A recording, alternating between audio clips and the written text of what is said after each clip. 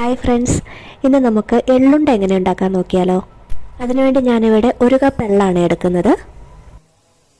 നമുക്കിതൊന്ന് നന്നായിട്ട് കഴുകിയെടുക്കാം കേട്ടോ. ഞാനൊരു 3 പ്രാവശ്യം കഴുകി വൃത്തിയാക്കി എടുത്തിട്ടുണ്ട്. എന്നിട്ട് നമുക്കിതൊന്ന് അരിപ്പ വെച്ച് അരിച്ചെടുക്കണേ. എന്നിട്ടിത് അടുപ്പിൽ വെച്ച് നന്നായിട്ടൊന്ന് വറുത്തെടുക്കാം കേട്ടോ.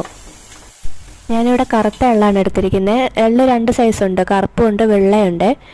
അപ്പോൾ ഏതെടുത്താലും കുഴപ്പമില്ല കേട്ടോ. ഏകദേശം ഒരു 5 മിനിറ്റൊക്കെ നമ്മളിങ്ങനെ ഇളക്കി കൊടുക്കുമ്പോഴത്തേനും എള്ള് ഇതുകൊണ്ടോ ഇതുപോലെ പയ്യെ പൊട്ടാൻ തുടങ്ങും. അതാണ് കേട്ടോ ഇതിൻ്റെ പാകം. അപ്പോൾ നമുക്ക് എള്ള് വേറൊരു പാത്രത്തിലേക്ക് മാറ്റിയിട്ട് നമുക്ക് ആ സെയിം പാത്രത്തിൽ തന്നെ ശർക്കര ഒന്ന് ഉരുക്കിയെടുക്കാതെ നമ്മൾ എള്ളെടുത്ത അതേ അളവിൽ തന്നെയാണ് ശർക്കര എടുക്കേണ്ടത്. നമ്മളിവിടെ എള്ള് 1 കപ്പ് എടുത്തു, ശർക്കര 1 കപ്പ് എടുത്തു. പാകമായി വരുന്ന സമയത്ത് 1 സ്പൂൺ ചുക്കുപൊടിയും കൂടെ ഞാൻ ചേർത്ത് കൊടുക്കുന്നുണ്ട് കേട്ടോ.